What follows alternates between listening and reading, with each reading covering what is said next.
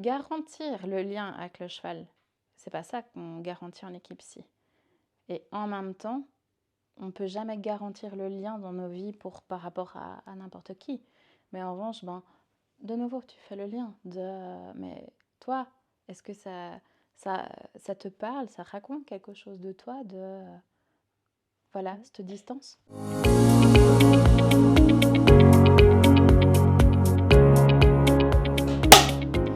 Bienvenue dans le 5e épisode de Confidence équestre. Aujourd'hui, j'ai l'occasion d'accueillir Barbara Botti pour ce tout nouvel épisode. Barbara, j'ai fait sa connaissance il y a quelques mois à peine lors d'un stage au sein des Przewalski, d'observation des chevaux de Przewalski. Et ça a été pour moi une magnifique rencontre. J'ai rencontré quelqu'un de pétillant et vraiment passionné par son métier. Et puis pour moi, ça allait de soi de l'inviter aujourd'hui pour parler de son métier. Donc, bienvenue Barbara parmi nous. Merci. Ça me fait vraiment très plaisir que tu aies accepté mon invitation pour Confidence équestre. Merci beaucoup en tout cas de ton invitation. Et la toute première question que j'ai à te poser, est-ce que le canapé est assez grand pour accueillir toutes tes émotions? Oui, alors je vais peut-être préciser, donc effectivement quand tu m'as demandé si j'étais partante pour cette expérience, j'ai dit que j'avais vu sur tes vidéos que tu avais un grand canapé et qu'au vu de toutes les émotions qui m'accompagnaient à la lecture de ton message, je m'étais dit au moins j'aurais de la place pour les installer entre excitation, un peu de stress et puis encore plein d'autres, mais que je vais peut-être pas tous nommer. D'ailleurs, j'ai plein d'autres copains d'animaux à toi, mais ça fait un beau mélange. Voilà, ça fait un canapé, il est grand pour accueillir tout le monde, les émotions, les animaux et tout le monde. Ouais, c'est parfait. Trop bien. Juste en 2-3 mots pour débuter, dis-nous qui tu es. En 2-3 mots, qui je suis. Ouais, parce qu'après, on ira un peu plus en profondeur. Je suis psychologue de formation. J'ai plusieurs casquettes, c'est-à-dire que je travaille comme psychologue scolaire et comme psychologue indépendante, comme tu l'as dit, en équipe psy, donc c'est-à-dire de la thérapie avec les chevaux. Trop bien. Donc au point de vue professionnel, ça c'est mes différentes facettes. On va creuser ça, mais avant de poursuivre, j'ai une petite tradition. J'ai mon petit clap ici. Oui. Je vais te donner mon clap. Je sais que tu as écouté les autres podcasts, donc tu sais un petit peu qu'est-ce qui t'attend. Je te propose d'écrire un mot. Tu vas cacher ce mot. Pose-le, pas le frotter sur le canapé parce qu'autrement ça va s'effacer. Et on regardera ce mot en toute fin de podcast. Ça marche? Ok. En revanche, n'importe quel mot? Alors, ça doit être un mot qui te correspond, ou ça peut être un mot mentor, un mot ou ça peut être ton émotion du moment, c'est égal. Sans trop réfléchir, un mot qui t'arrive comme ça, spontanément. Okay. D'accord. Spontanément, oui, bien sûr, c'est tout à fait moi ça. Voilà. Donc, tu nous as dit que tu étais psychologue, équipe psy. Est-ce que tu peux nous dire en 2-3 mots ton parcours professionnel? Du coup, j'ai commencé, faut préciser que je suis belge, donc je suis arrivée en Suisse le temps d'obtenir mon permis de séjour, quand même pas l'équivalence de mon diplôme en fait. J'ai dû faire un petit peu des petits boulots. Donc j'ai travaillé en crèche, puis après j'ai travaillé comme éducatrice dans un centre de formation professionnelle spécialisé. Et là, j'ai eu beaucoup de chance parce que quand je suis arrivée à la fin de mes 2 ans de remplacement comme éducatrice, il y a eu un poste de psychologue qui s'est libéré. Donc, j'ai gentiment rappelé que j'étais psy, en fait. Et donc, j'ai eu la chance de pouvoir être engagée. Je dis chance parce que c'est vrai que dans notre métier, on n'a pas beaucoup il y a peu d'offres d'emploi. Donc, c'est vrai que c'est pas toujours évident de pouvoir trouver un poste en tant que psychologue. J'ai fait du coup 8 ans dans cette institution-là. Donc ça, c'était en France encore. En Belgique, pardon. En fait, j'ai fini mon master en Belgique et puis je suis arrivée en Suisse. C'est arrivé en Suisse. Donc, 8 ans dans cette institution-là. Et après, j'ai changé récemment pour devenir psychologue scolaire, depuis le mois de juin d'ailleurs, en fait. Donc, assez récent pour moi. Et j'ai lancé mon activité comme indépendante il y a 1 année.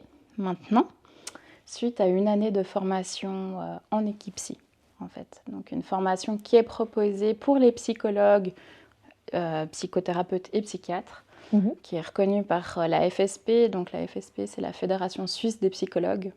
Et donc, je me suis lancée dans cette formation. Après une année, j'étais donc certifiée et je me suis lancée dans cette aventure en tant qu'indépendante. On va y revenir après un petit peu plus en détail sur ton activité, mais avant de poursuivre, il y a aussi une question que je pose tout le temps à nos invités, c'est quand est-ce que sont rentrés les chevaux dans ta vie? Les chevaux sont rentrés dans ma vie. Je devais avoir... En plus, j'ai réfléchi à cette question, vu que j'ai écouté quand même un peu tes podcasts avant. Alors, je suis pas du tout, en fait, une fille de famille de cavaliers. Donc, il y avait comme un mythe, quoi, un mythe familial dans ma famille. Mes parents, pour eux, c'était important que j'ai à chaque fois des activités en dehors de l'école. Donc, j'ai fait plein de choses. Je suis passée par la danse, par la gymnastique artistique et aussi des instruments. Puis à un moment, j'en avais un petit peu marre de tout ça. Et je pense que vers 8 ans, en fait, j'ai l'impression que j'allais dire que j'avais 18 ans, non, 8 ans. J'ai dit que j'en avais un petit peu marre de tout le côté plutôt gym. J'ai dit que voilà, je voulais faire de l'équitation. Alors j'ai demandé d'ailleurs à ma maman l'autre fois, quand un petit moment, j'avais demandé d'où est-ce que c'était venu, parce que moi je m'en souvenais pas. Oui, L'équitation comme ça. C'est pas quelque chose qui t'a été initié par tes parents? Pas du tout. Et puis dans ma famille, j'avais personne qui faisait de l'équitation, donc je me demandais un petit peu d'où ça m'était venu. Elle pouvait pas me dire, mais que voilà, il y avait un petit peu cette exigence familiale qu'il fallait faire des activités en dehors de l'école. Donc, du coup, j'ai demandé de faire de l'équitation. Mes parents étaient d'accord. Et voilà, j'ai débarqué dans un premier manège et j'ai commencé à rencontrer les chevaux comme ça. Donc, un petit peu par hasard, finalement. Et t'as pas décroché? Un peu par hasard. Après, je dirais que ma relation avec les chevaux, c'est vraiment... voilà, plein de teintes différentes parce que je suis arrivée comme petite enfant c'était un vieux manège. J'ai vraiment des souvenirs avec des halles. Voilà, ça goûtait de partout, mais c'était vraiment cette ambiance que j'aimais bien en fait. Et d'ailleurs, ce manège, il y avait les poney clubs, ils étaient encore dans des stalles attachés. Oui. Et donc moi, je prenais mon goûter, puis j'allais manger dans les mangeoires des chevaux. Parce que finalement, en fait, je venais pas juste pour mon cours. J'y passais des heures. Oui. Parce que je me suis rendu compte avec le temps que c'était pas monter à cheval, en fait, qui me plaisait. C'était de passer du temps avec les chevaux. Et c'est pour ça qu'en fait, j'ai très vite été un petit peu, comment dire, en marge. Les autres cavaliers. Voilà, je m'y retrouvais pas. D'arriver, le cheval était déjà prêt, tu montes dessus, et puis j'avais cette impression un petit peu de... Voilà, je venais faire un cours de bicyclette. Alors ça m'appartient, hein, mais... Bien sûr.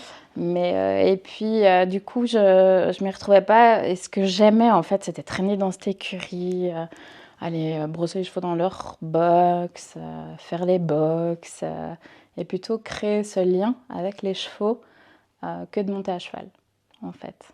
Et est-ce que les chevaux ont influencé la Barbara d'aujourd'hui?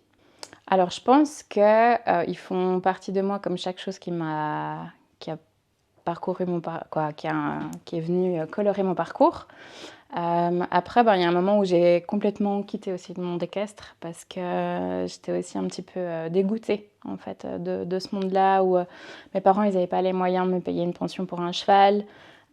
Et puis il y avait ce côté, si j'avais pas les moyens, du coup j'avais j'avais pas de place finalement dans ce milieu-là. Et donc j'ai changé un petit peu de manège, mais sans pour autant trouver un endroit où j'étais alignée et puis où je pouvais vraiment avoir ce contact avec un cheval, juste pouvoir être avec. Donc il y a un moment où j'ai complètement quitté en fait le monde équestre, je dirais de mes quoi d'ailleurs, de mes 15 ans, une grosse partie de mes 15 ans depuis que je suis arrivée en Suisse, donc il y a quasiment 10 ans maintenant. On y revient quasi toujours, hein, aux chevaux. Voilà, non, tout à fait. Et puis c'est là aussi que c'est intéressant parce que quand, donc moi je suis expatriée et quand on arrive dans un nouveau pays, qu'on ne connaît personne, moi je me suis demandé comment est-ce que j'allais me rencontrer des personnes, créer un réseau social. Et ça m'a paru d'une nouveau, d'une évidence de me dire, en fait, je vais essayer de contacter des endroits où il y a des chevaux pour voir s'ils ont besoin d'un coup de main.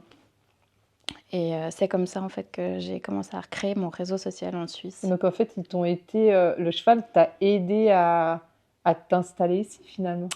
À m'installer, c'est là que j'ai commencé à me créer aussi mon réseau social, vraiment pour une très très grosse partie.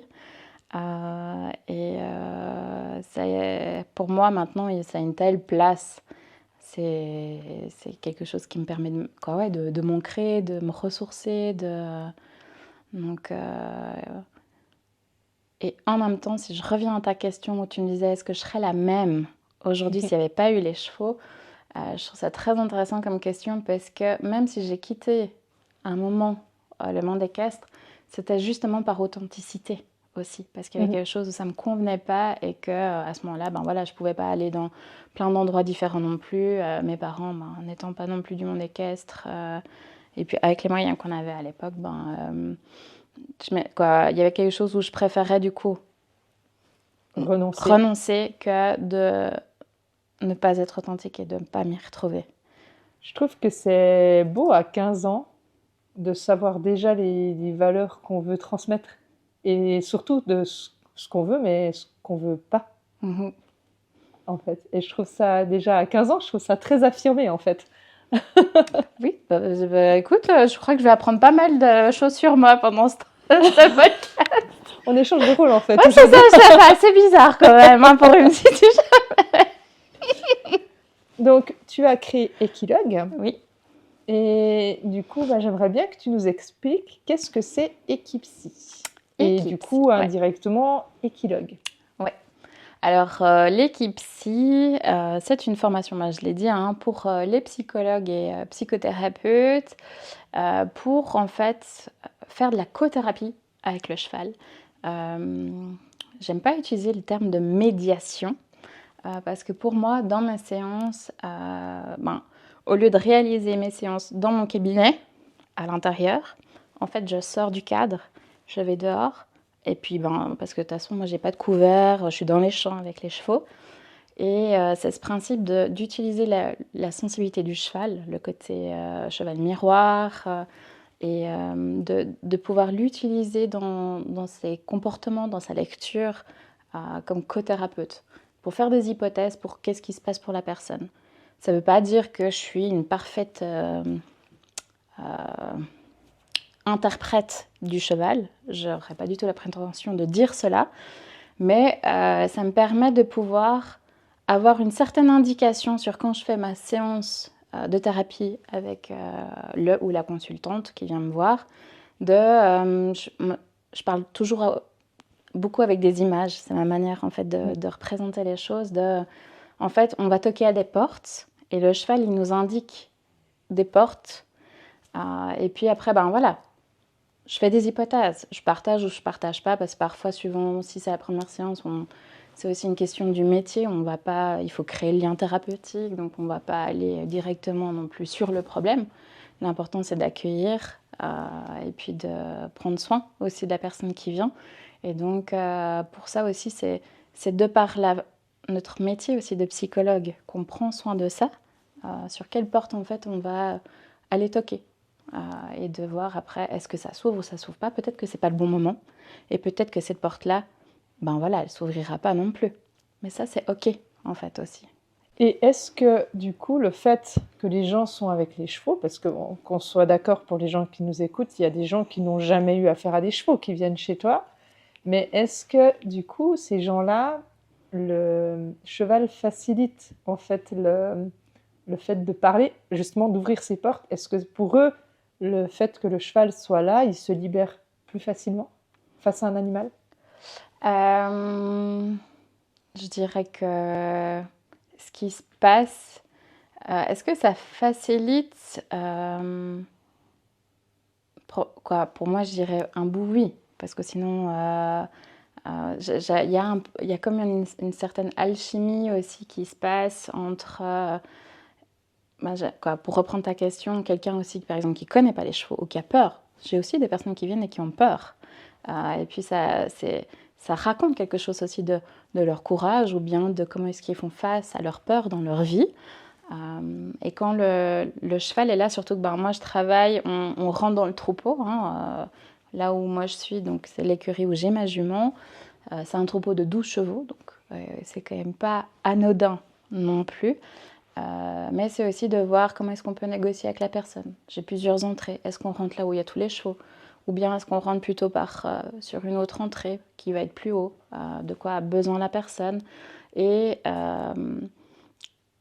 après, ça amène bien sûr un autre contact. Et c'est aussi ça l'humilité qu'on a, c'est qu'il y a des moments où moi je me retire. La personne, elle vit des choses aussi avec le cheval à ce moment-là et qu'il n'y a pas besoin de l'humain.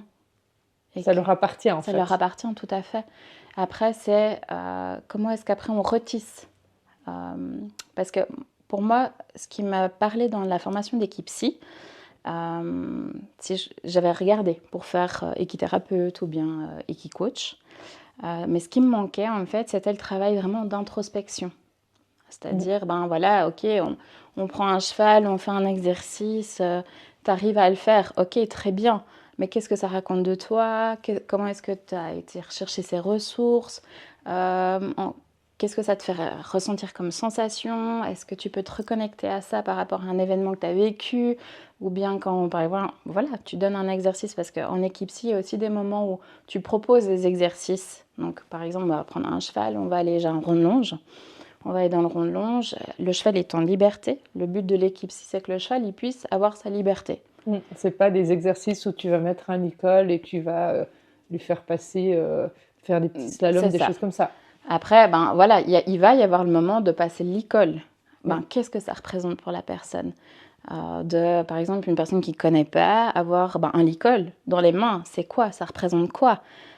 Et puis la personne va dire, pour donner un peu des exemples, mais j'ai pas envie, ça va l'entraver.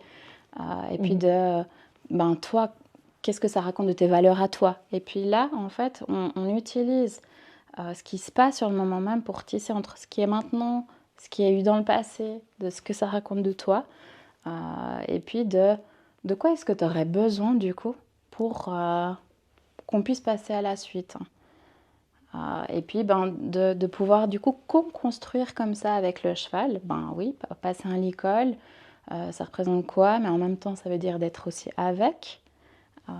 Et puis de pouvoir aller à un autre endroit. Qu'est-ce que ça me demande de mobiliser?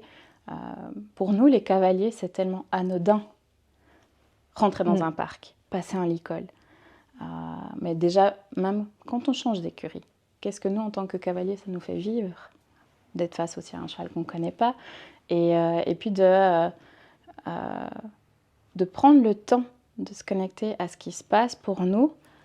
Et puis surtout face au cheval, qui est cet animal qui est majestueux, mais qui est gigantesque, qui peut être aussi impressionnant pour des personnes qui n'ont pas l'habitude. Et ça, on oublie, en tant que cavalier. On oublie parce que nous, on est tout le temps avec eux. C'est ça.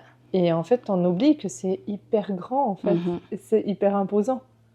Surtout que moi, dans mon troupeau, j'ai que des chevaux. Donc, j'ai pas de poney. Donc, c'est directement de la taille 1m50 minimum. Et puis, suivant la disposition en été, en hiver, soit ils sont tous autour du râtelier. Donc, voilà, un râtelier, toute la croupe des chevaux vers l'humain, mais qu'est-ce que ça te fait vivre? Donc, en fait, là, de manière indirecte, alors qu'on n'est pas directement avec le cheval, ça vient déjà susciter des choses. Et, en fait, ils peuvent s'identifier au comportement du cheval, ou ce qu'on lui inflige, en fait. C'est une symbolique. C'est une symbolique, et en même temps, il y a ce côté aussi de transfert. Donc, par exemple, il y a des périodes où chez nous, on a des poulains aussi. Donc, pour moi, c'est aussi plein de moments pépites et de super occasions pour pouvoir travailler. Parce que, voilà, quand il y a des parents avec leurs enfants qui viennent faire des séances, ou bien aussi, tu disais toi-même, on a chacun un enfant qui sommeille en nous. Oui. Et voilà, quand il y a ce poulain, qu'est-ce que ça vient susciter? Et puis, le cheval qui vient à ta rencontre, ce moment-là, qu'est-ce que ça raconte, comment je rencontre les gens, faire face à la nouveauté. Il y a tout qui peut être une porte à la clinique, à l'observation. Et puis à ce moment-là, le cheval, ce qui est super beau, c'est qu'il est en liberté. Donc il peut choisir de venir, si c'est OK pour lui, comme il peut choisir de partir. Mais ça aussi, ça en raconte quelque chose. Ça raconte quelque chose. Hein. Voilà. Il y a peut-être quelque chose que la personne dégage qui fait que le cheval part. Voilà. Tu m'avais expliqué un petit peu ça sur nos 8 heures de route, quand on avait été au stage, où il y avait une image que tu m'avais expliquée d'une de tes séances, où quelqu'un s'identifiait à un cheval qui était tout seul et hors du troupeau, et il s'était dit, moi je suis lui parce qu'il est isolé. Ouais. Et tu m'avais dit que le cheval avait changé de comportement et avait rejoint le troupeau. Mm-hmm. Et ça m'avait marqué l'image que tu m'avais donnée. Oui, c'était dans une séance de thérapie de groupe. Donc, je fais du groupe thérapeutique. Et il y a aussi, par exemple, cette question de, tiens, voilà, si on devait choisir un cheval, lequel on choisirait? Et puis, ça, c'est aussi une magnifique occasion de savoir, OK, quand tu dois faire des choix dans ta vie, comment est-ce que tu t'y prends? Est-ce que tu vas prendre ce qui est plutôt à proximité de toi? Est-ce que tu vas aller chercher ce qui est plutôt isolé? Est-ce que tu vas aller chercher le challenge du cheval qui paraît un petit peu récalcitrant comme ça, un petit peu dans le troupeau? Ça, c'est toutes des indications qui nous permettent en fait en tant que psychologue, des observations cliniques. Et puis, par exemple, pour cette personne, quand elle m'avait dit, moi, en fait, si je devais choisir un cheval, j'irais prendre celui là-bas qui est complètement isolé. Et je lui ai demandé, qu'est-ce que ça raconte pour toi, en fait, de ce choix, de prendre ce cheval qui est isolé. Puis il a pu faire des liens entre sa vie, son parcours, comment on s'insère dans la société. Et tout en parlant de ça, je lui ai demandé finalement c'était quoi son souhait pour lui. Donc c'était quelqu'un qui était complètement en marge de la société, avec des problématiques d'addiction. Et puis en fait, à ce moment-là, le cheval, il est revenu dans le troupeau. Et son souhait, en fait, c'était de pouvoir récupérer ses enfants et puis de pouvoir retrouver une vie. Et donc là, de pouvoir faire les liens avec de ce qui se passait devant nous avec la systémie du troupeau, ça c'était aussi très fort comme moment de pouvoir. Tu vas comprendre où je veux venir, mais est-ce que tu penses que le cheval a senti cette énergie qui se dégageait et en retournant, pas qu'il voulait faire passer un message à l'humain, pas du tout, mais qu'en fait qu'il a ressenti quelque chose qui l'a fait ramener au troupeau par rapport à ces discussions-là? Ou pas forcément? Alors, j'aurais pas la prétention de pouvoir analyser tout ce qui se passe pour les chevaux. Moi, je dirais plutôt que je suis un peu les sous-titres. En fait, il y a des comportements, et puis c'est comme si moi, j'écrivais des sous-titres avec à chaque fois un point d'interrogation. Là, je vois ça. Est-ce que toi, ça te parle par rapport à toi, ou est-ce que tu es en train de vivre? Tu prends le moment présent, en fait, de ce qui se passe plus qu'autre chose. Du coup, ça va bien, parce que tu parles souvent de thérapie narrative. Oui. Oui, j'ai pioché ton site internet. J'allais dire. T'as vu? Et du coup, je me dis, mais c'est quoi la thérapie narrative? Et quand tu me dis que tu racontes quelque chose, que tu mets des points, voilà, explique-moi ce que c'est. Alors, la thérapie narrative, c'est une orientation en psychologie, mais pas que pour les psychologues. On part du principe qu'on est des êtres sociaux et qu'on se raconte finalement par des histoires qu'on nous a racontées aussi sur nous, et que finalement, à l'image, en fait, comme si tu veux, d'une constellation, en fait, on est constitué de plein d'étoiles. Et que quand on a un problème, en fait, il y a certaines étoiles qui s'illuminent plus, et puis de par leur luminosité, en fait, c'est comme si elles éteignaient un peu les autres. Et en thérapie narrative, ce qui est intéressant, c'est de pouvoir aller à la rencontre de toutes ces autres histoires, préférées que tu as sur toi-même et qui font qui tu es. Parce que finalement, le problème, c'est pas toi. Mais toi, tu es toutes ces autres histoires. Et qu'en thérapie narrative, en fait, c'est le principe de vouloir honorer toutes ces histoires alternatives préférées de qui tu es, pour pouvoir aussi te redignifier. Et en fait, le fait de pouvoir te regonfler aussi avec toutes ces autres histoires de toi, parce que finalement, on parle de soi-même dans ces récits, ça permet aussi de dégonfler le problème. C'est pas pour autant qu'il n'existe plus, mais ça lui donne aussi une autre perspective. Et quand on se rappelle aussi qu'on a d'autres ressources et qu'on est quelqu'un d'autre que le problème, ça nous permet aussi de pouvoir se réancrer différemment pour faire face en fait au problème. Mais c'est toujours de trouver du positif finalement, quand il y a un problème, de trouver du positif ailleurs, dans d'autres expériences de vie en fait. Alors du positif et puis finalement des choses qui nous rendent dignes aussi. Euh, donc on part aussi du principe en thérapie narrative. Par exemple, quand quand on parle, il y a un côté court et un côté jardin. Il y a ce qu'on dit et puis il y a en fait ce qui est sous-entendu. Par exemple, imaginons, je sais pas, moi je parle imaginons je suis en colère contre quelque chose. Ça c'est un certain côté. L'autre côté de ma colère, ça va être en fait qu'elle témoigne que, par exemple, il y a une certaine valeur pour moi qui n'a pas été entendue. Et ça, on va honorer finalement cette colère. Peut-être qu'elle est importante pour faire entendre quelque chose qui n'a pas été entendu pour toi. Complètement. Donc voilà, de manière très résumée, la thérapie narrative. Non mais c'est intéressant parce que du coup, ça permet aussi de comprendre comment tu fonctionnes et oui, qu'est-ce qui t'anime dans ton métier et sur quoi tu vas? Parce que dans les psychologues, je pense qu'il y a beaucoup d'approches différentes. Oui. C'est un peu ce que j'ai 2-3 amies qui travaillent là-dedans et elles n'ont pas forcément toutes les mêmes approches. Non, puis voilà, si je fais un peu la comparaison de comme toi, comme prof, par exemple, d'équitation, il y a plein d'approches et d'orientations différentes. Donc, ouais. Pour vraiment continuer à comprendre ton milieu, parce que y a beaucoup de gens qui font de l'équicoaching ou ce genre de choses, qu'est-ce qui est différent entre de l'équipsy et de l'équicoaching ou ce qu'on peut voir, parce que c'est un secteur qui se développe énormément. Qu'est-ce qui est différent par rapport à ça? Alors, ce qui est différent, je dirais, c'est que on propose un cadre, parce qu'on est des psychologues de formation. C'est-à-dire qu'on a été formés pour ça, de faire de l'entretien. On a été formés à la psychopathologie. Après, voilà, ça dépend aussi bien sûr des personnes que tu reçois. Mais dans le soin, je dirais. Alors, je ne dis pas que les équicoachs ne sont pas bienveillants et ne prennent pas soin. Attention, c'est pas du tout ce que je veux dire. Mais toi, tu as plus d'outils en fait. On garantit ce cadre. Parce que, bien sûr, il y a des personnes qui disent, mais par exemple, un psychologue, voilà, on peut échanger avec quelqu'un et bien sûr que ça fait du bien. Et puis, heureusement qu'on a du coup des personnes à qui on peut échanger. Après, bien sûr que c'est quand il y a d'autres choses, quand on n'arrive pas à passer au-dessus de certaines choses qui font que parfois on a des personnes qui viennent nous voir. Et quand on commence à ouvrir des portes, il faut quand même pouvoir s'assurer de pouvoir contenir. Parce qu'on ne sait jamais ce qu'il y a derrière une porte, en fait, quand on reçoit quelqu'un. Parce que finalement, la personne, c'est elle-même qui a son savoir sur son histoire. Nous, on ne sait pas.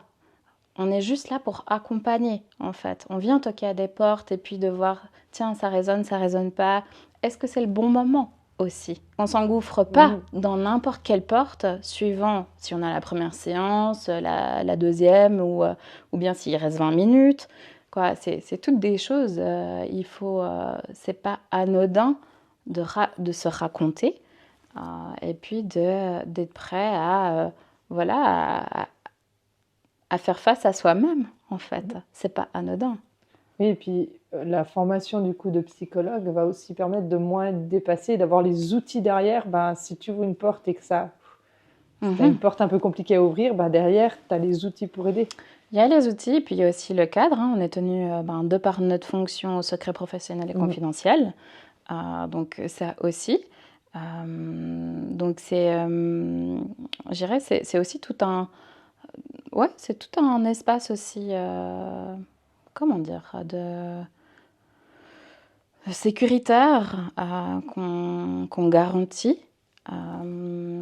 Et puis, c'est pas pour autant qu'il n'y a pas des personnes en équicoaching qui font pas du magnifique travail, hein. Attention. Mais c'est comme des psys parfois qui peuvent pas être de bons psys. Ça existe, bien sûr. Donc, Mais c'est déjà ce cadre-là. Donc ça veut dire que la formation d'équipe psy, on ne nous apprend pas à faire des entretiens, parce que ça, c'est notre métier. En fait, c'est pour ça que dans la formation d'équipe psy, il y avait des personnes qui voulaient intégrer la formation en n'étant pas psychologue. Puis on était là, mais nous, on ne fait pas des... Quoi, je dis nous parce que maintenant j'interviens comme formatrice en équipe psy. On ne donne pas des cours de psychopathologie ou comment mener des entretiens. Puisque ça, on sait faire. Mon Dieu, ça paraît un petit peu... Oui, mais c'est quelque chose que tu as appris. Voilà, ça fait partie de notre métier. Voilà, l'équipe psy, c'est une corde de plus à ton arc. Voilà, pour pouvoir travailler avec les chevaux. Pour débloquer certaines choses. Exactement. Et donc, de nouveau, c'est ce que je t'avais expliqué là tout à l'heure, de pourquoi effectivement j'ai pas fait de l'équi-coaching ou bien la thérapie en équithérapie, parce qu'il y avait ce côté, je trouvais vraiment cheval outil, et puis ok, quand on fait ça, on en fait quoi? C'est très bien de pouvoir faire un exercice avec un cheval. Ça demande déjà énormément de choses sur le moment même. Mais comment est-ce que tu tisses? Parce que le but, c'est pas... Alors, soit la personne, elle vient, elle te dit « Ok, je veux pouvoir faire marcher un cheval. » Mais après, moi, ça, c'est pas mon objectif en thérapie. La personne, elle vient parce qu'on fait de la consultation psychologique. Donc, elle vient avec un objectif sur elle, pas sur le cheval, en fait. Ouais. Donc, je dirais que ça, c'est aussi une grande différence par rapport au cadre qu'on propose. Qu'est-ce qui t'a donné envie de combiner tout ce qui était psy avec les chevaux? Je pense déjà à une certaine assise professionnelle en tant que psychologue, parce que il m'a fallu du temps, même si à chaque fois que j'accueille quelqu'un, je me demande... Je disais, il y avait plein d'émotions. Déjà qu'il y en a qui prennent moins de place à côté de moi, de stress ou d'autres. Mais de la notion de la légitimité, Oula la notion de la légitimité en fait, on ne peut pas être formé sur tous les sujets de la vie. C'est pas possible non plus. Et puis, est-ce que je suis la bonne personne? Est-ce que je conviens? Est-ce que j'ai les outils qu'il faut? Donc ça, c'est des questions qui m'animent très souvent, en fait, dans ma pratique. Et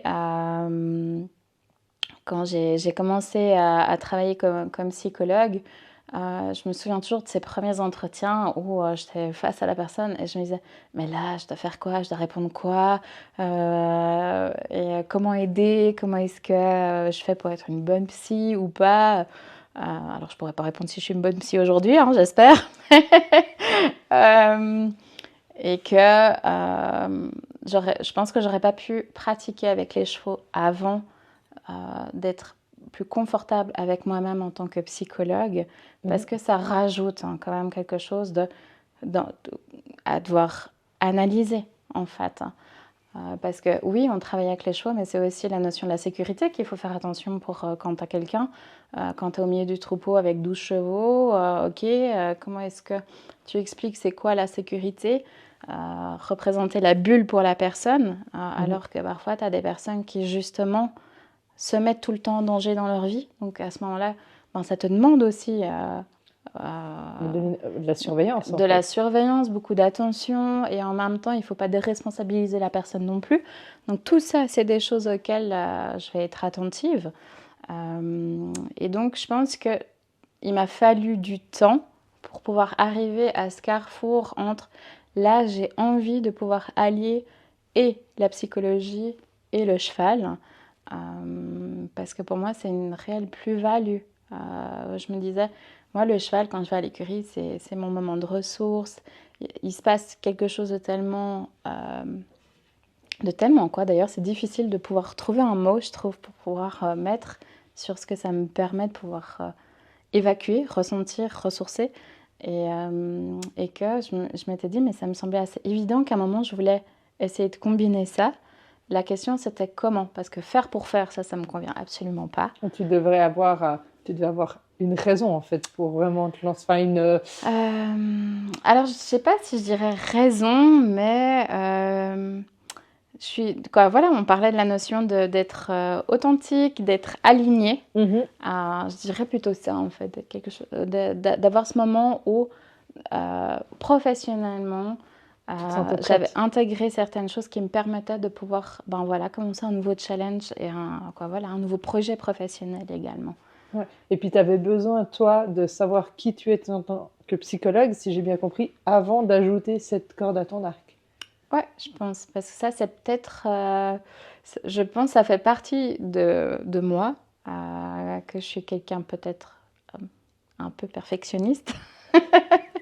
Non, quoi si en fait, il paraît que oui. Mais après, on peut pas être parfait.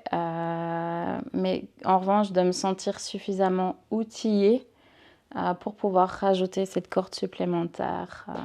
En fait, c'est toujours cet équilibre entre ce sentiment du syndrome de l'imposteur et ce sentiment de bon, ben, cette fois maintenant j'y vais Mhm. parce que voilà, il faut y aller. C'est trouver cet équilibre finalement là-dedans. Oui, ça me permet de rebondir où je parlais avec une de mes nouvelles collègues à mon travail en tant que psy scolaire où je disais que je fais une cohabitation interne avec. C'est comme si à l'intérieur de moi, ben, il y a mon moi qui cohabite en fait avec illégitimité et imposteur et que voilà, parfois il y a des moments où je dois batailler pour récupérer la suite parentale et puis foutre un peu les deux dans le placard, quoi. C'est bon, quoi. Ils n'ont pas besoin d'avoir toutes les espaces quand même. Mais je trouve qu'il témoigne de quelque chose qui raconte de mes valeurs, qui est importante pour moi, de faire les choses bien. Et puis que j'ai besoin que c'est du sens et que ce soit réfléchi pour pouvoir faire mon travail correctement et accueillir les personnes dans les meilleures conditions. Quels sont les défis spécifiques de Ouf. ton activité en plein air? Les défis, mon Dieu. Alors, on ouvre la liste. euh, Les défis, je pense que je les découvre un petit peu au fur et à mesure. Hein. Ça fait que j'ai qu'une année de pratique en équipe psy. Un premier défi, au tout début quand je me suis lancée, je me demandais, c'est mon espace ressource. Et là, j'allais amener du côté professionnel dans cet espace. Comment est-ce que je protège ça? Comment est-ce que je dissocie vraiment ces moments? Donc il y a eu ce premier défi-là, de clarifier ça pour moi. Oui, parce que finalement, tu intégrais ton métier à ton loisir. Exactement. Et puis sur mon lieu de loisir également. Loisir, ouais. Donc c'est pas, je vais pas dans une autre écurie. Après, ben voilà, je pourrais aller dans une autre écurie si quelqu'un me demande de venir faire des séances avec son cheval. Mais principalement, ça se passe à mon écurie. Donc il y a eu ce premier défi où moi j'ai dû vraiment clarifier, ok, qu'est-ce qui est ok pour moi, les conditions, quoi que je crois que je les renégocie quand même assez souvent, suivant à chaque fois ce qui se passe avec de nouveaux consultants où je me dis, ok, nouveau défi, on rajoute un petit point. euh, donc ça, un premier défi, de vraiment dissocier du coup dissocier les moments en fonction dans un seul même espace. Un autre défi, c'était que quand on est psy, il y a la notion de la confidentialité. On a l'habitude de travailler dans un cabinet, c'est-à-dire avoir des murs, avoir une porte. Oui, parce que là, tu peux rencontrer des gens qui se connaissent. Enfin, deux personnes pourraient se rencontrer à l'écurie et qui se connaissent et qui viennent. Oui, après, honnêtement, ça n'a jamais eu. Parce que en tant que psy, ben voilà, de nouveau, on ne prend pas des personnes qu'on connaît en thérapie. Oui. On ne prend pas sa famille. Si par exemple j'ai quelqu'un en thérapie, je ne vais pas prendre quelqu'un de sa famille non plus, parce qu'en tant que psychologue, ça ne se fait pas dans notre code de déontologie. Donc, ça fait du coup comme des maillages qui ne se rencontrent pas sur le moment même. Ça n'empêche pas, bien sûr, que je pourrais avoir, imaginons, l'ami d'une pensionnaire qui est de l'écurie, par exemple. Après, maintenant, ça aussi, ça faisait partie d'un des défis parce que bien sûr que je n'interdis pas l'accès au troupeau quand je suis en séance. Donc ça veut dire qu'il y a des va-et-vient. Mais donc là, un nouveau défi, c'était comment est-ce que je fais pour signifier aux personnes que je suis en séance. Parce que je rends aussi très souvent des coups de main à l'écurie. Donc au début, une fois, j'avais le mari de la gérante de l'écurie qui arrive avec un gâteau en plein milieu de ma séance parce que c'était son anniversaire. Il n'avait pas du tout compris que j'étais en séance. Donc j'étais là, alors il va falloir, je m'étais dit, est-ce que je me fais un pull? Puis en fait, les gens, ils font pas attention au pull. Donc voilà, trouver à chaque fois des astuces pour améliorer le cadre de clarté pour aussi les autres personnes. Maintenant, je mets des affiches en fait aux entrées des parcs quand je suis en séance, comme ça ils savent que là, ça veut dire que je suis en séance et que donc ça c'est quelque chose qui est établi. En tout cas, à l'écurie, j'ai aussi énormément de chance d'avoir une gérante qui a confiance en moi et des pensionnaires parce que j'ai quasiment tous les chevaux de l'écurie à disposition et ça, je leur suis infiniment reconnaissante de leur confiance. Donc un défi aussi, ça a été de leur partager c'était quoi l'équipe psy, en leur disant bah, c'est sûr que pour moi c'était plus luxueux d'avoir plusieurs chevaux parce que j'ai qu'une seule jument en fait à moi. Alors ben, quand on enchaîne plusieurs heures de thérapie, je me voyais mal faire 3 heures de thérapie avec mon cheval. Donc c'est comment est-ce que je pouvais avoir du relais aussi dans les chevaux.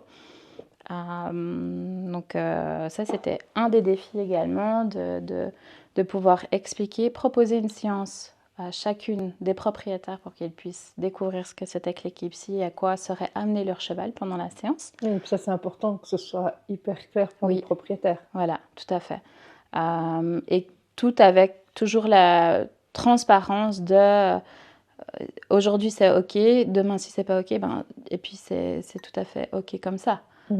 Et que d'ailleurs je demande à chaque fois avant chaque séance, voilà, est-ce que quel cheval est libre, et puis voilà, si elles veulent venir à cheval, elles vont à cheval, et puis si j'ai qu'un seul cheval, je ferai autrement. Ça m'a demandé aussi, au point de vue d'un nouveau défi, de développer vraiment toute cette capacité d'adaptabilité. Parce que quand on travaille dans un cabinet à ciel ouvert, ça veut dire qu'il vente, qu'il pleuve, qu'il neige. Parce que les 40 cm de neige de ces jours, ça compromet un petit peu tes séances quand même. Alors, je travaillais pas ce jour-là, mais j'ai déjà travaillé dans la neige. Ça amène plein d'autres choses, en revanche. Parce que tu es en liberté dans les parcs. Donc, ça vient susciter plein de choses chez les gens aussi. Oui, et puis la météo peut provoquer de l'émotion aussi. Exactement, et des souvenirs. Tout est bon. Tout est bon, en fait, pour en faire quelque chose. Tisser des liens par rapport à ton histoire. En éducation équine, on parle de conditionnement contextuel. Oui. Je pense que c'est un peu pareil. Et finalement, ça peut faire remonter un souvenir, la neige ou quelque chose. Donc, Exactement. Que ce soit les conditions de météo, finalement la rencontre avec le cheval. L'humain est un être complexe qui est baigné dans son environnement, dans un contexte social. Et puis tout ça, c'est toutes des facettes, toutes des opportunités pour pouvoir se raconter. Donc voilà. Après, comme défi, c'est plein d'autres choses. Il y a aussi quand tu enchaînes 2 séances, il n'y a pas de mur non plus pour que les personnes se défilent. Donc au début, j'avais des patients qui rentraient dans les parcs, j'étais là, c'est hors de question. Donc de nouveau, clarifier des choses. Ok, maintenant, on se retrouve sur le parking en bas, comme ça, c'est moi qui viens chercher, c'est moi qui raccompagne en bas. Donc c'est plein de petites négociations aussi avec moi. Oui. Et c'est des choses finalement que tu ne te rendais pas forcément compte quand tu as lancé. En fait, c'est des choses que tu as adaptées en disant « Oh, pop, non, en fait, ça, j'y avais pas pensé. » C'est ça. Ouais. Après, c'est ça aussi. Je pense quand on se lance comme... alors, même pas comme indépendant, mais dans une nouvelle expérience plutôt. Quand on se fait un petit peu ses premières armes, je déteste cette expression, mais dans ses premiers pas, de se dire ok, ça a bien fonctionné, ça n'a pas. Après, je suis quelqu'un qui ok, ça n'a pas fonctionné, mais qu'est-ce qu'on améliore, comment est-ce qu'on bonifie ça? Et derrière, tu as plutôt un caractère qui rebondit, qui cherche des solutions, qui... Oui, je pense que je suis un petit peu une balle, la balle magique. Ou comme au squash. Ouais, mais il faut taper dessus très fort, ça me convient à moi.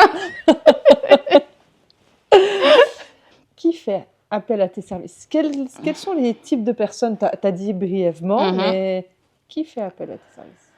Alors, c'est vraiment du tout venant parce que je vais tant avoir... j'ai des enfants, j'ai des ados, j'ai des adultes, j'ai du groupe thérapeutique, c'est-à-dire que je collabore avec des foyers pour des personnes ayant des problématiques d'addiction. Donc en fait, tu as d'autres psychologues qui t'envoient des patients, par exemple? Non, là, c'est des foyers. Carrément des foyers. Voilà, Ok. ouais. Et puis du coup, là, j'accueille, je prends maximum 4 personnes, parce que de nouveau, pour garantir la sécurité et la qualité, Ouais. ça, c'est quelque chose qui est important pour moi. Donc, ça va pouvoir être dans les objectifs thérapeutiques pour les enfants. J'ai des enfants qui ont un TDAH, donc un trouble de l'attention avec hyperactivité. Ben voilà, comment est-ce qu'on va travailler ça? Ça va être des parents qui se séparent et puis du coup, pour leur enfant, en une fois, il y a des problèmes à l'école, dans ses relations avec ses pairs. Et puis, comment est-ce qu'on va travailler ça avec les chevaux dans la rencontre? Le fait d'être psychologue aussi, ça me permet aussi de pouvoir amener énormément les outils que j'utilise, par exemple en cabinet, je vais les utiliser Tu les aussi amènes en en plein séance. air. Ben, tout à fait. Je vais arriver avec mes photos d'émotions, souvent pour les enfants, hein, pour rendre visible, un peu plus matérialiser ce qui est invisible, en fait. Et donc, c'est aussi pour ça Mhm. pour moi, c'est une plus-value quand on travaille en équipe psy, parce on a tout ça aussi. Euh, et puis, on peut travailler tellement de choses. On va pouvoir travailler aussi, par exemple, en binôme avec un parent, un enfant, sur la cohérence. Comment est-ce qu'on est ensemble aussi. La notion du deuil, quand on perd un parent, quand on perd un conjoint. Et que pour certaines personnes, aller en cabinet, ça ne leur correspond pas. Est-ce que c'est le côté un peu, le fait de se rendre à un cabinet, c'est un peu la mauvaise image qu'on aurait du psychologue? Genre, le grand canapé, je suis pas Ouais. en train de te faire une séance dans le grand canapé, mais est-ce que du coup, peut-être que des gens qui seraient un peu réticents à venir voir un psychologue, le fait que ce soit en plein air, c'est un petit peu moins strict et ça pourrait aider un peu. Je pense qu'il faudrait probablement questionner chacun pour avoir un petit bout de réponse. Je pense que c'est encore différent pour chacun. Après, ça offre quand même un autre cadre, euh, forcément de rencontre avec l'humain et puis avec le cheval. Ça, c'est évident. Je pense qu'il y a quand même aussi la notion d'aller chercher autre chose que ce qui se fait habituellement, que quand on va voir un psy en cabinet. Donc j'ai aussi souvent pour les enfants, des parents qui viennent en me disant, ben voilà, on a déjà essayé, en cabinet ça fonctionne pas. Ouais. On voudrait essayer autre chose.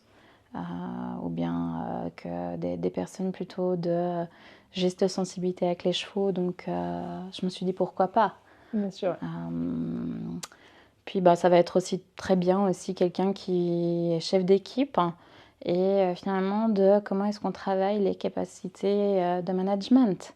Parce qu'en cabinet, oui, tu vas avoir les jeux de rôle ou bien les mises en situation, mais avec le cheval, de tout ce qui va être cohérence, authenticité, communication non verbale, et puis de comment tu gères aussi ton vécu affectif par rapport à ce qui se passe en face de toi. Le fait de ne pas monter en symétrie, de ne pas utiliser la force. Avec le cheval, ça ne sert à rien d'utiliser la force. Il va falloir y trouver d'autres stratégies. Oui. Donc, comment est-ce que tu vas pouvoir mobiliser ça chez toi? Voilà, très, très, très vaste population et puis des raisons très Donc, il y a vraiment différentes. tout type. Oui. Est-ce que si, par exemple, quelqu'un comme moi Mhm. venait en séance chez toi, avec les connaissances que j'ai du cheval, ça pourrait être biaisé?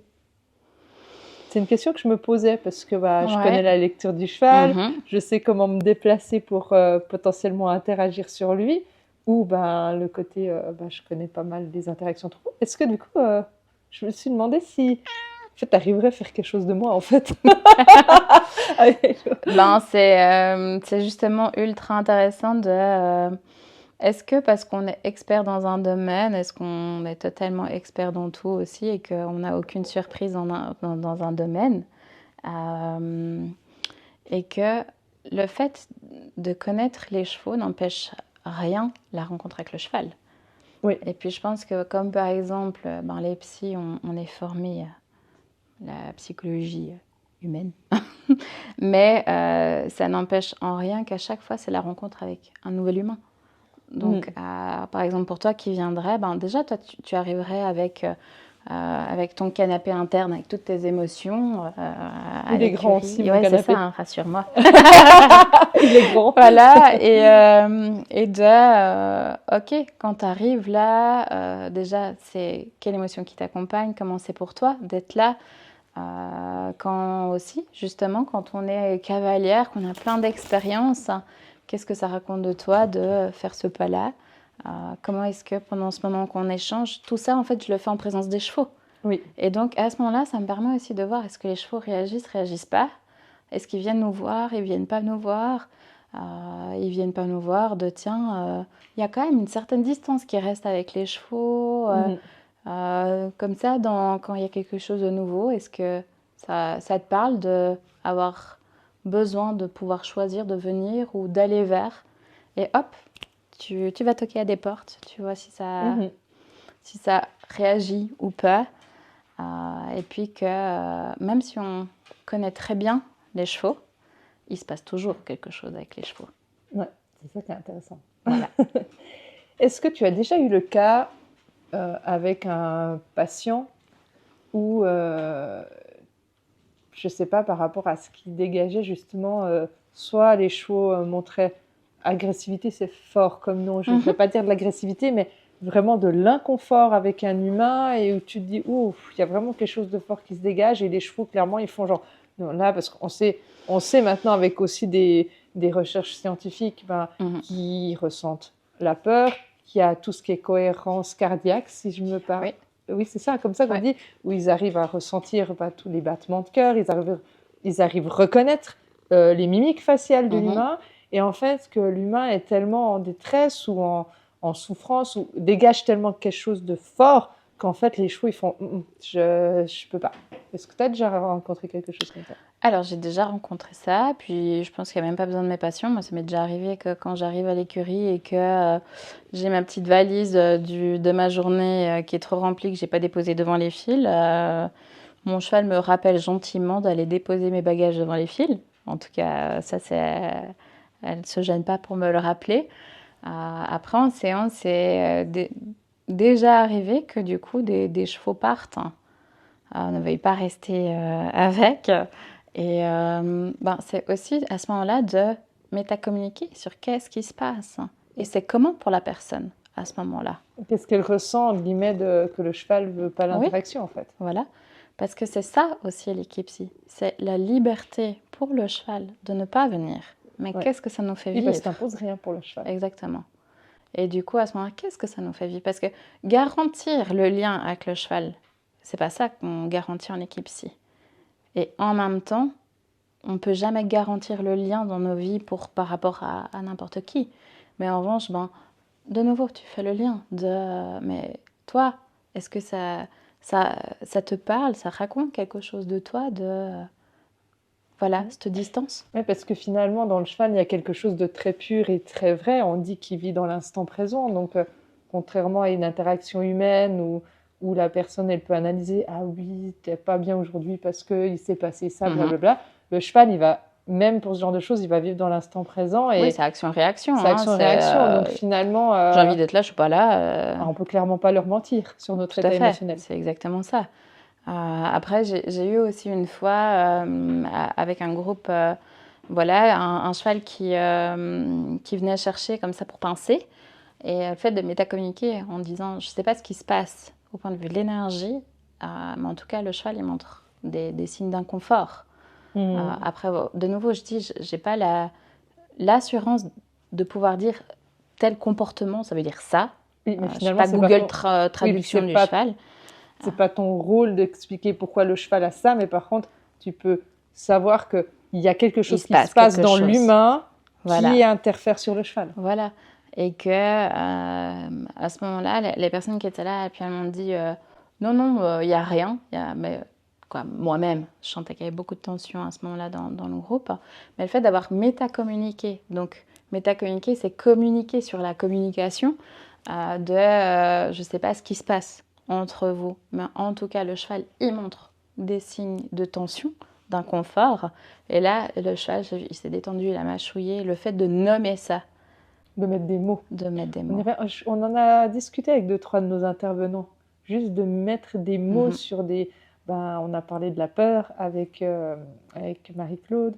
On a parlé aussi, Stéphanie, qui va dans les homes. En fait, de mettre des mots sur les émotions, ça permet déjà de relâcher pas mal de choses, en fait, et de les accepter. Est-ce que tu sens... Bon, alors, comme on n'a pas de contact avec les chevaux, mais est-ce que tu sens quand même que les chevaux... Tu vois, je reprends l'exemple de Stéphanie. Elle me disait que quand elle va dans les homes médicalisés avec ses poneys, elle sent que psychologiquement, c'est fatigant aussi pour le cheval parce que elle sait qu'elle ne peut pas faire plus que tant parce qu'elle sent que le cheval est fatigué derrière. Est-ce que ça, tu ressens aussi? C'est intéressant comme question parce que avec ma formatrice, justement, on en avait parlé de l'impact de la thérapie. Pour les psys, on parlerait de traumatisme vicariant, c'est-à-dire que finalement, à force d'entendre des choses, bien sûr que ça nous impacte. Mais du coup, comment est-ce qu'on fait attention pour ne pas avoir ce traumatisme vicariant si on transfère du coup au cheval? Je dirais que la différence, c'est que vu qu'ils sont en liberté, ils peuvent choisir au moment d'être là ou pas là. Ils peuvent partir, finalement. Ils peuvent partir. Après, par exemple, tu me diras, ah ouais, mais quand tu es dans le rond de longe, ils ne peuvent pas partir. En revanche, dans le rond de longe, tu vas proposer à un moment, par exemple, de faire des micro-exercices. En fait, la proposition de faire des exercices, ça va être, mets le cheval en mouvement. Et c'est de voir comment est-ce que la personne va pouvoir se mobiliser. Est-ce qu'elle va chercher comment faire? Est-ce qu'elle va rester passive? Est-ce qu'elle va demander de l'aide? Est-ce qu'elle va mettre beaucoup d'énergie? Donc ça va être plutôt finalement des micro-exercices comme ça pour pouvoir après faire le lien. Tiens, c'était comment pour toi? Tu n'y arrives pas? Quand tu n'y arrives pas dans les autres moments de ta vie, tu fais comment? Donc pendant ce temps-là, en revanche, le cheval, en même temps, s'il veut pas moi j'ai que de l'herbe, donc s'il veut manger, il mange. En fait, on va pas aller derrière pour faire en sorte qu'il avance absolument. Ce qui importe, tu lui imposes pas. C'est la personne, comment est-ce qu'elle arrive à se mobiliser, à lui faire un pas ou pas. L'intérêt n'est pas là. Il y a rien de juste, il y a rien de faux. C'est ce qui se passe après, ce que ça renvoie à la personne, en fait, comme écho. Donc pour les chevaux, en revanche, je fais toujours confiance. Ils montrent un moment aussi quand c'est fini. J'ai toujours été très impressionnée. Toi aussi. En fait, finalement, c'est le cheval qui t'indique la fin de ta séance. Exactement. Et parfois, ça va être 45 minutes. C'est pour ça que, d'ailleurs, moi, quand je dis que je fais des séances, je dis pas c'est 1 heure, c'est plus ou moins 1 heure. Parce qu'il y a des fois où parfois on va aller un petit peu plus loin. Il y a des fois où on va faire plus court. Parce que ça veut dire qu'en même temps, si le cheval il signifie que pour lui c'est fini, ça veut dire qu'il s'est passé déjà aussi suffisamment de choses pour la personne. Ouais. D'où on revient à l'histoire du miroir. Exactement. Donc, et puis, par exemple, quand tu es vraiment dans le troupeau, c'est impressionnant. Parfois, tu vois vraiment tout le troupeau qui part complètement ailleurs, alors que tu es là. Et puis, généralement, je regarde l'heure, puis on est plus ou moins à 45 minutes, 1 heure de séance. Donc, ils ont cette capacité à montrer quand c'est fini pour eux. En revanche, j'ai jamais eu de départ de séance où ils sont explosifs ou quoi que ce soit. Après... quand il y a le choix des chevaux aussi, c'est aussi toujours très intéressant de voir si tu as un cheval qui vient absolument pas, il n'y a aucune raison que je le prenne. Ouais. Donc, c'est aussi toute cette lecture-là, je trouve, et c'est important aussi. Et c'est aussi ça que je communique aux personnes qui viennent me voir, c'est que la séance, ça va dépendre aussi du cheval. Et que ça fait partie d'eux. Est-ce que tu as un patient, alors je sais que la confidentialité et tout, mais est-ce qu'il y a un patient particulièrement qui t'a marqué? Est-ce que j'ai un patient qui m'a marqué particulièrement dans mon parcours? J'ai plein de moments plutôt pépites en fait, sur des petites choses qui se passent entre parfois les observations que je fais avec les chevaux et puis soit ce que ça désamorce ou bien ce que ça permet de faire comme lien. Je pourrais pas dire un patient particulier Quand tu me dis ça, en fait, j'ai plein de petits inputs comme ça, de petits moments qui peuvent se passer. Euh, Parce que tu l'as dit toi-même, c'est tellement sur l'instant présent que ouais, ça me fait plutôt cet effet-là, quoi. Attends, tu as marqué... Si, qu'est-ce que j'ai marqué? Oui, pour rebondir à ce que tu Ouais. dis, en fait, j'avais marqué une petite phrase de côté, je ne sais pas trop quand la glisser, donc ça va bien. Je vais la lire parce que je ne vais pas la savoir par cœur.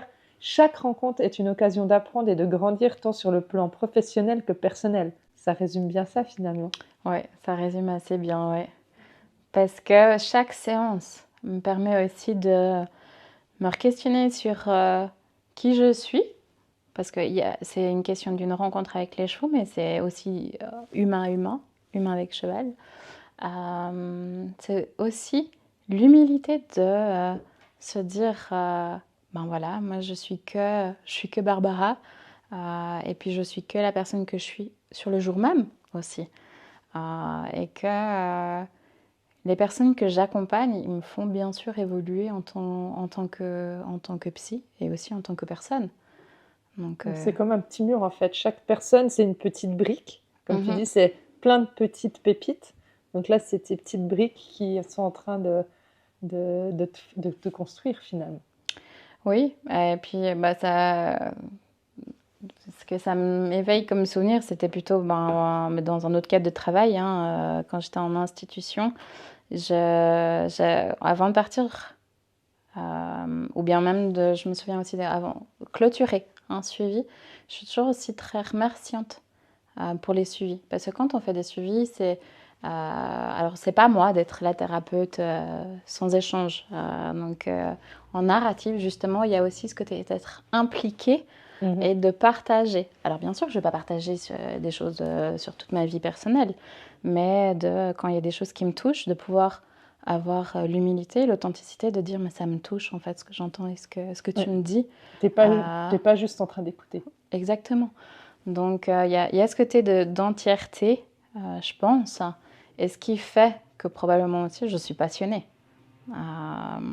Donc, les personnes que je rencontre et que j'espère que j'aide, en tout cas que j'accompagne, m'accompagnent également en tant que professionnelle, très clairement.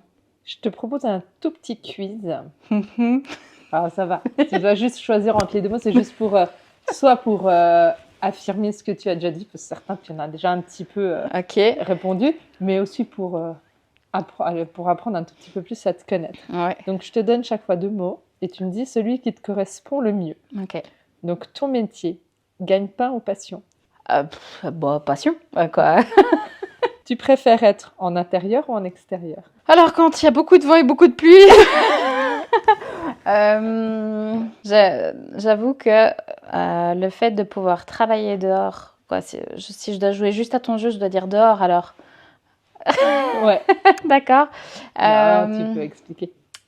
Ben, c'est très contextuel, parce qu'en même temps, l'équipe si je le fais à 20%, je pense pas que je l'avais nommé, parce que je voudrais pas non plus que ça prenne toute la place. Je veux protéger ma passion, Mhm. mon espace aussi ressource. Euh, et donc, c'est pour ça aussi que je suis attentive Bon équilibre. au bon équilibre. Et donc, la notion d'être, je devrais dire le milieu, parce qu'en fait, ça se complète. Pour moi, c'est ultra compliqué de pouvoir choisir entre l'un et l'autre. Donc, je dirais que Ça dépend. c'est le trait d'union entre les deux. Tu préfères mettre petites chaussures de ville ou grosses bottes d'écurie? Ah bah si tu vois, il m'a dégaine quand je repars de l'écurie. J'ai vu une photo. C'est pour ça qu'elle m'a inspirée. Voilà. Bah, ça me résume assez. Je repars avec mes talons, parce que je porte très souvent des talons, mais en tenue d'équitation. Donc, à chaque fois, je me dis, si je me fais contrôler sur la route par des flics, c'est parfait, je vends du rêve. Mais donc, un mélange des deux, quoi. Dégaine d'écurie et talons. Tu as 2000 francs à dépenser. Nouvelle formation ou vacances au soleil? Ah, nouvelle formation. Je suis une gourmande. J'aime apprendre. Donc, ouais. Là, on s'entendrait bien. C'est ça. D'ailleurs, il me semble qu'on a une formation prévue pour l'année prochaine. Plutôt été ou hiver? Plutôt été. Chevaux, collègues ou employés? Chevaux, collègues ou employés? Alors, pour moi, c'est pas du tout mes employés, ça c'est clair et net. Donc, Ou un collègues. autre nom, si tu préfères qui? Cheval, collègue ou employé? Ben, moi, c'est le terme cothérapeute en fait. Ouais, Parce que c'est même plus que des collègues. c'est ça, en fait. C'est vraiment une notion de binôme. Un collègue, voilà, tu le croises à la pause café, quoi. Puis après, tu peux travailler ensemble. Mhm. Mais pour moi, c'est binôme. Binôme. Ouais. Plutôt solitaire ou social? Plutôt social.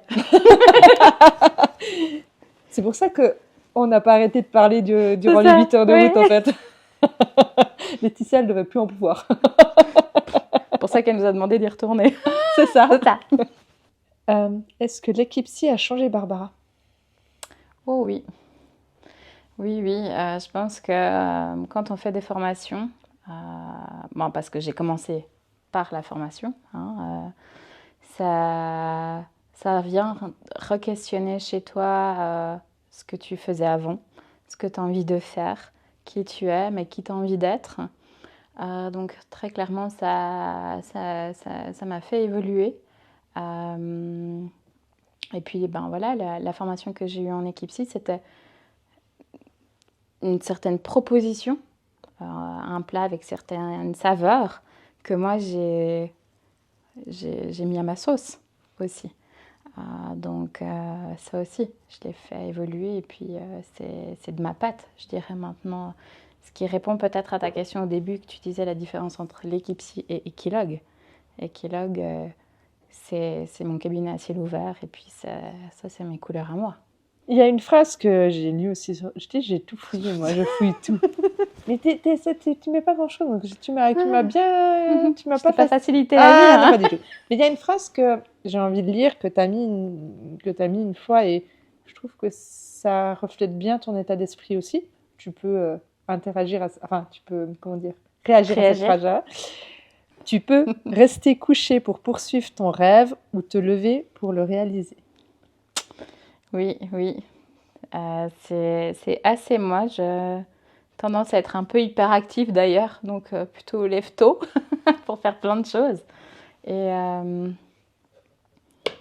Mais je pense que, en tout cas moi j'avais besoin, à chaque fois j'ai besoin d'être aussi à certains carrefours pour me dire est-ce que là c'est le bon moment. Je ne suis pas quelqu'un d'impulsif non plus, donc dans ma pratique, je pense que c'est ça aussi qui fait qui je suis dans mes valeurs en tant que professionnelle et personnelle, d'être authentique, de proposer en tout cas ce que j'ai à proposer en sachant que si je le fais, c'est que j'y crois et que ça a du sens et que je préfère faire les choses et que ça me plaise que d'en rêver, que ça reste une peinture dans un coin de ma tête. Ce qui fait que parfois, il y a beaucoup de choses dans ma tête, pas assez d'heures dans une journée. mais c'est vrai que je trouve qu'il y a tellement de belles opportunités dans la vie pour réaliser des choses. Il faut les saisir. Qu'il faut les saisir. Mm-hmm. Mais en tout cas, je relève un terme que tu as dit, en faisant ta connaissance et en pensant à ce podcast-là, c'est vraiment le mot authentique. Et je trouve que ce mot authentique, il te décrit bien, en fait. Parce que, je trouve, après 2 minutes dans la voiture... J'avais plus de secret pour toi, zut.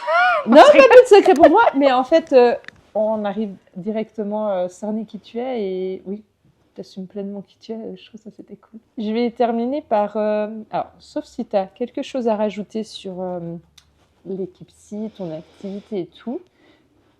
Pas... Je pense qu'on a fait déjà pas mal le tour, quoi, qu'il y aurait plein d'autres choses à raconter, mais voilà. C'est pas mal. Je termine toujours mon podcast par 2-3 questions que je pose à tous nos invités. Donc je sais qu'on on a surtout exploré Barbara, la psychologue, Mhm. moi, Barbara la cavalière, mais Oui. c'est pas grave, tu peux quand même y répondre à ces questions-là. Quelle est ta vision idéale du cheval de l'équitation? Ma vision idéale du cheval et de l'équitation. Ou dans ta pratique d'équipe-ci? Euh, je pense que par exemple, si on en revient à l'humain, il y a cette phrase dans le développement de l'enfant, par exemple, pour les parents, que on n'est jamais les parents parfaits, on essaye juste d'être le meilleur parent qu'on peut. Je suis probablement pas du tout la meilleure cavalière et propriétaire, mais j'essaye d'être la meilleure propriétaire pour mon cheval, en tout cas. Donc ça, c'est en tout cas mon idéal, c'est de pouvoir toujours essayer de garantir le meilleur pour mon cheval.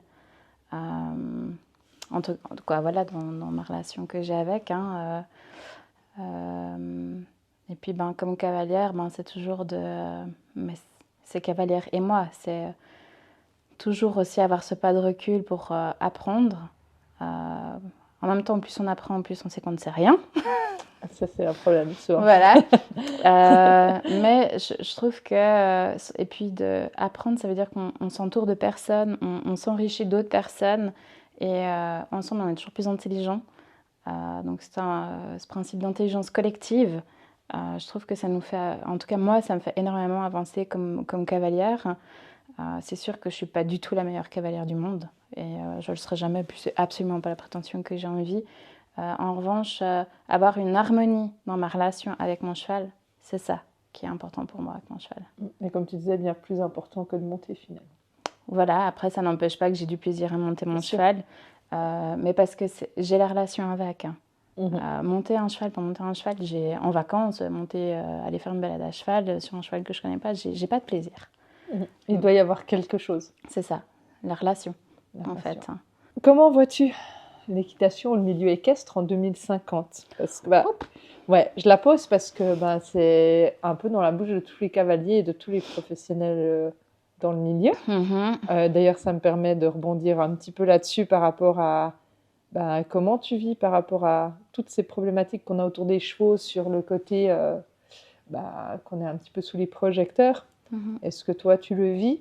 Est-ce que tu as eu déjà des remarques par rapport à ça, où les gens ils me disent ce que tu fais, c'est pas éthique pour le cheval? Est-ce que toi, tu le vis? Et du coup, comment tu vois ça? Par exemple, est-ce que tu te dis en 2050, je pourrais toujours faire mon métier ou non voilà. Alors, par rapport à 2050... c'est loin et pas loin. C'est loin et pas loin. Exactement, je ne sais pas. Et puis, je vais être assez humble. Je pense que j'ai pas du tout les connaissances que, comme toi, par exemple, dans la réalité du contact et du monde équestre. Moi, je travaille dans une petite bulle, dans mon écurie, et que... finalement, c'est pas une problématique auquel tu es confrontée. Actuellement pas. Et puis je pense qu'en fait, les personnes du coup qui auraient quelque chose à redire sur ma pratique, du coup ne viennent pas. Et puis s'il y a quelque chose quelqu'un qui aurait quelque chose à redire, en même temps on peut en discuter. Je pense que c'est toujours quelque chose qui est important de pouvoir entendre aussi la divergence d'opinion.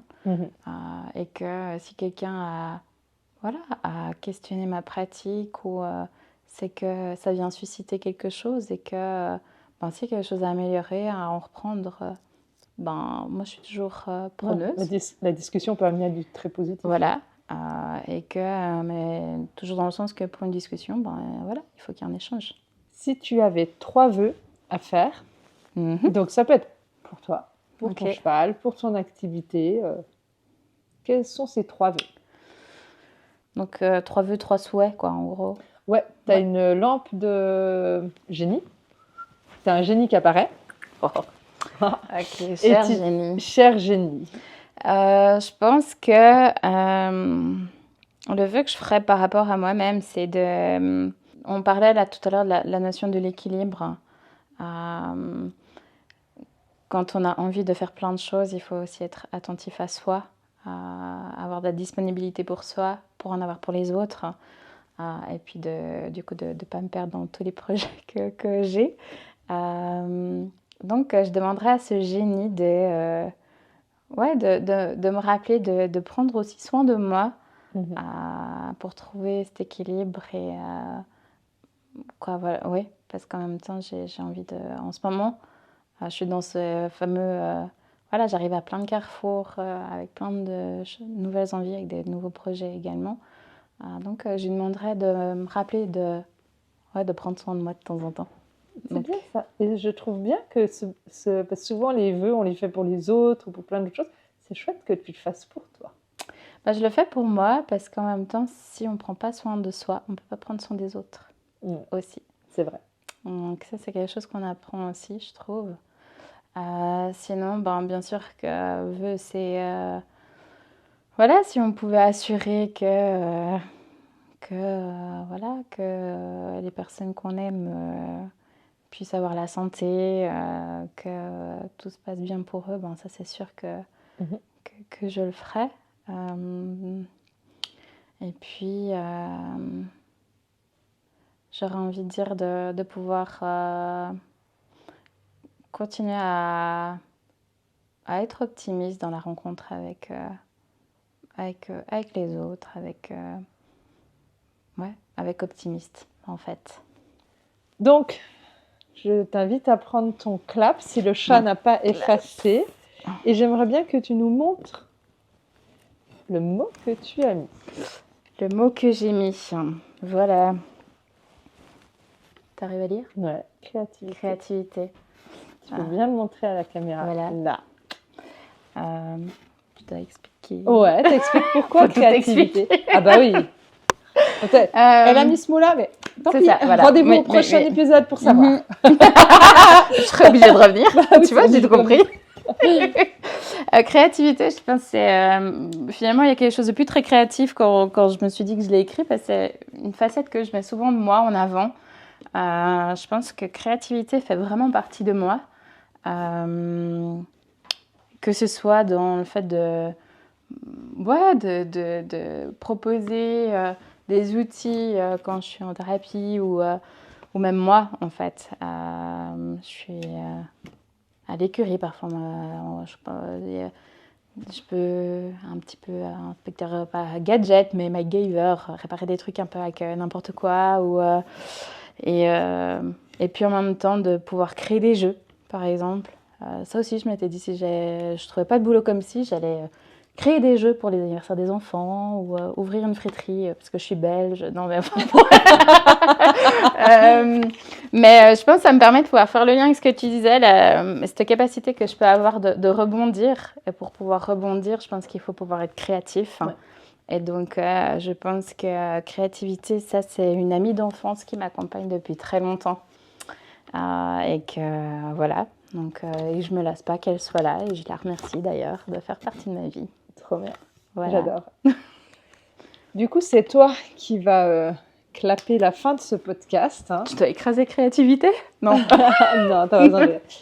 avant que tu clapes la fin de Oui. cet épisode, je voulais te remercier d'être venu jusque chez moi, d'avoir bravé le froid, la neige. Il y a une couche de neige en dehors. Je sais pas Ouais, quand ça va sortir. Ça va sortir, ça va sortir au mois de décembre, mais ouais, on a bien de la ça. neige. Donc merci d'être venu jusque chez moi, parce que finalement ça fait pas longtemps qu'on se connaît, Non. mais j'ai l'impression que ça fait longtemps qu'on Oui. se connaît à la fois. Donc je suis super contente d'en avoir appris plus sur ta profession, déjà, simplement, parce que je connais pas beaucoup de gens qui font, comme je te dis, je connais beaucoup de ceux qui font de l'équithérapie, mais je connaissais personne qui faisait de l'équipsie. Donc c'était une découverte pour moi et je pense une découverte pour les gens qui nous écoutent. Donc si jamais, je vais vous mettre en bas de la vidéo ou de l'épisode, donc bien sûr tes pages, donc tu es présente sur Facebook, sur Instagram, donc je mets toutes les infos en dessous, comme ça les gens ils pourront te suivre et s'ils ont des questions et te contacter, ils pourront te contacter. Oui. Donc voilà, merci vraiment pour ce moment et j'insiste, authentique et créatif, parce que c'est vraiment ça. Merci pour ce côté pétillant et super sincère des émotions que tu as voulu apporter dans ce podcast et de ton expérience par rapport à tout ça. Donc voilà, donc si tu n'as rien de particulier à rajouter ou autre, moi je te propose de clapper vers la caméra. Le mot de fin, voilà. Mais juste, je voulais quand même te remercier parce que comme je t'avais dit par message, j'étais honorée de ta demande. Et puis voilà, de pouvoir partager cette pratique. C'était un grand plaisir, en espérant avoir pu rendre un petit peu plus visible et lisible de ce qui est un peu invisible de l'équipe. Voilà.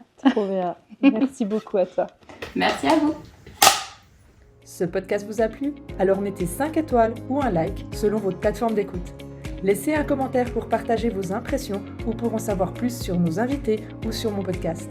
Je me ferai un plaisir de les lire et de vous répondre. Pour donner de la visibilité, partagez-le un maximum autour de vous. J'ai besoin de vous pour faire connaître Confidence Équestre. Je vous invite également à suivre mes invités et moi-même sur nos divers réseaux sociaux. Vous trouverez les liens ci-dessous. Un invité vous ferait plaisir, n'hésitez pas à nous partager vos idées et vos envies. À très bientôt pour un prochain épisode de Confidence Équestre.